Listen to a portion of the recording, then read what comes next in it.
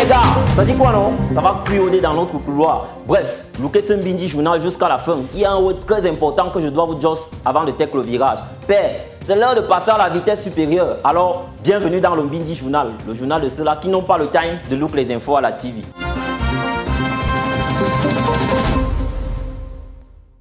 Je pense que le stress est pour Cameroun. Ils jouent à domicile, ils sont le grand favori. Tout le monde pense que Cameroun est le nouveau champion d'Afrique et c'est possible. Longtemps c'est pour tout le monde le père et l'Ondamba se joue au Terre Combi. Voilà le code de la Gambie qui dit sur TVC Monde que Lomboa est bien parti pour être le nouveau champion du continent africain au soir de la CAN 2021. Est-ce une façon d'accepter qu'on les a déjà tchakalisés en quart de finale? En tout cas, sur France 24, le Grand Neuf a déjà enganotisé la présence très probable des Lions indomptables en phase finale de cette CAN le 6 février prochain. Bon, en tout cas, avec par la grâce de Dieu, nous ferons tout pour être en finale.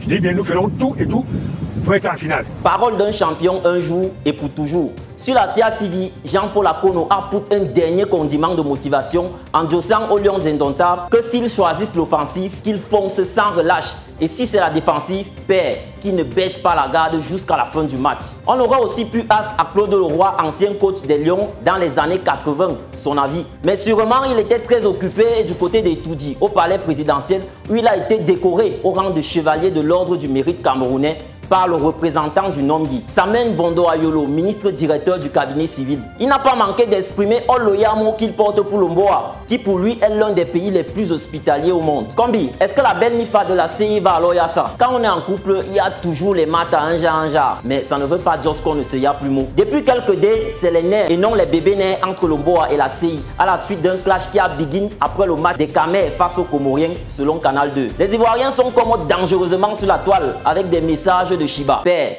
les Camers ont top maîtrise et after, les gars ont élevé le niveau avant et après la rencontre perdue de la CI face à l'Égypte. Et depuis ce moment, les influenceurs ivoiriens qui ont begin avec ce jeu Kassab font des efforts pour réconcilier les deux MIFA. Maintenant là, je supporte le Cameroun et je l'ai toujours détesté haut et fort. Les gars ont bien gaspillé les Camers et pourtant, ils n'ignorent pas que Lomboa est endeuillé depuis l'incendie du livre jusqu'au drame du stade Olembe. Et c'est même le mot qui vise les cailloux Omboa. Mais le Grand Neuf a dit sur France 24 qu'il faut arrêter le japap inutile. Bon, c'est vrai que c'est regrettable et père les âmes, tous ceux qui sont décédés. Mais ce qui me dérange dans tout ça, c'est que on est tout le temps en train de tirer sur le Cameroun. Pourquoi? Moi, je pose cette question, pourquoi? Est-ce que c'est le seul drame qu'il y a eu dans un stade de football depuis que le football existe? En tout cas, remercions Papa God parce que la jeune Go qui avait perdu son Mouna de 7 mois lors de cette bousculade l'a finalement retrouvé selon la CA TV. Il s'appelle Fanel. C'est mon bébé. Il a enlevé le bébé au dos avec le pain. Il a arrêté sur la main.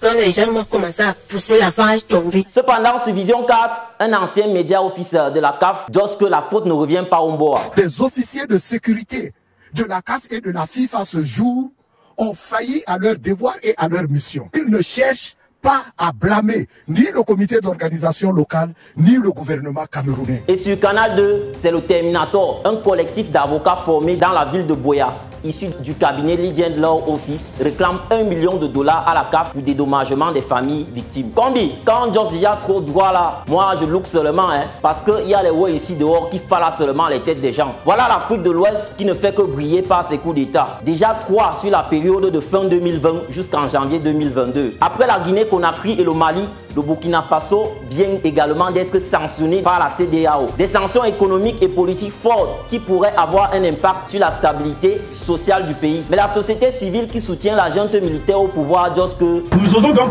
dire à la CEDEAO de faire beaucoup attention à ces sanctions contre le peuple burkinabé, contre cette transition. Parce que nous n'allons pas nous laisser faire. C'est pas le relais là-bas, Combi. Le nouvel homme fort a fait son apparition à Mondo Vision. Et voici ce qu'il a dit.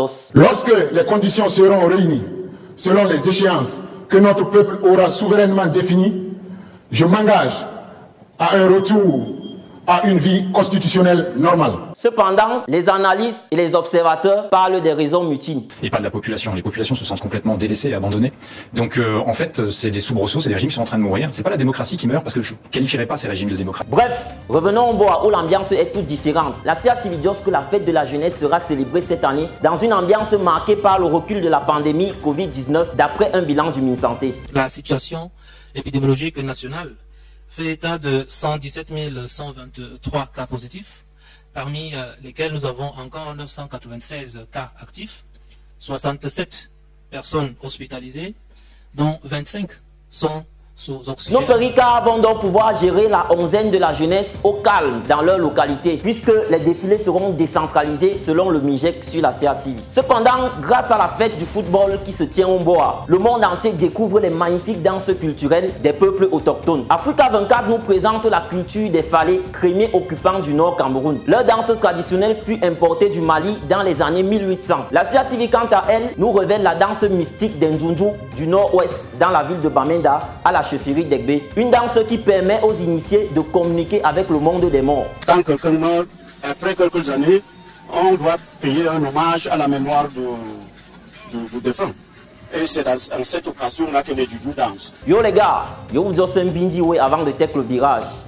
Il y a encore flop de mots qui n'ont pas le time de look les infos à la TV, mais qui ne n'ont pas aussi que notre bindi journal existe déjà. Alors, je vous invite chacun à partager notre way dans 5 groupes pour agrandir la communauté d'Mbindi. L'appli Tara Plus est dispo sur Play Store et App Store, mais aussi nous sommes présents sur les réseaux sociaux. Les gars, on est ensemble.